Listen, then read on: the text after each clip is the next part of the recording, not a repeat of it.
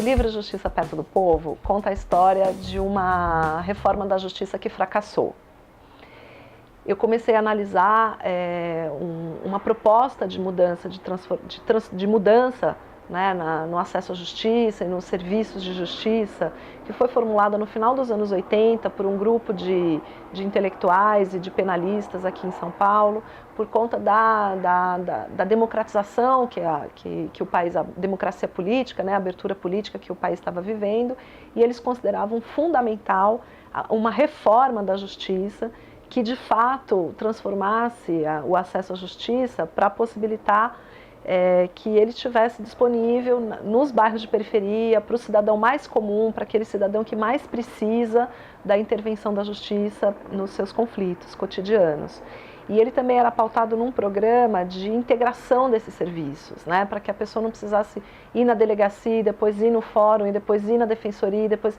A ideia era que esses serviços todos ficassem no mesmo lugar e muito próximos do cidadão comum territorialmente, quer dizer, que cada bairro pudesse ter o seu juiz, que cada bairro pudesse ter o seu defensor público, né? E esse projeto não foi à frente, isso foi esvaziada porque a reforma da justiça não aconteceu. Bom, na verdade isso acabou entrando no programa de governo do Mário Covas, quando ele foi governador, certo? E tinha um grupo de pessoas muito ligado, um grupo de penalistas que foi ligado ao IBCCRIM, que foi ligado à Associação dos Juízes para a Democracia, que foi ligado ao Ministério Público Democrático, que foi ligado aos setores mais democráticos da Polícia Civil, certo? Não é um grupo localizado, não existe uma grande mente, mas a gente poderia citar algumas pessoas, como Alberto Silva Franco, como Ranulfo de Melo Freire, como o próprio Belisário Santos, que foi o secretário que levou essa proposta à frente, né? Mas o fato é que, na verdade, isso refletia uma vontade, né, de um grupo, de uma elite, vamos dizer, jurídica daquele momento, de fazer a reforma da justiça, mas, de fato, eles não tiveram força política para emplacar para dentro das próprias instituições uma mudança no modo de concepção dos serviços, né? Então a justiça criminal hoje ela continua sendo extremamente centralizada e elitista, ela continua partindo de um pressuposto repressivo, ela pratica hoje uma política de encarceramento em massa, né?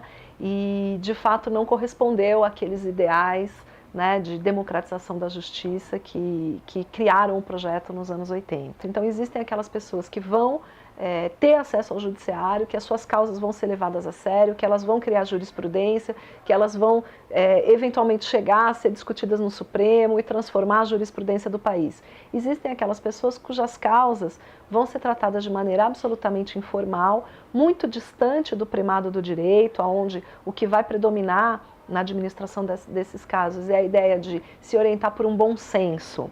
Mas o bom senso é o bom senso comum, e o senso comum ele é machista, ele é racista, ele discrimina as pessoas pobres, ele discrimina as situações, né? O senso comum do brasileiro é violento, certo? Então, administrar os conflitos pelo bom senso e não pelo direito é correr o risco, em larga medida, de administrar os conflitos pelo bom senso comum discriminatório.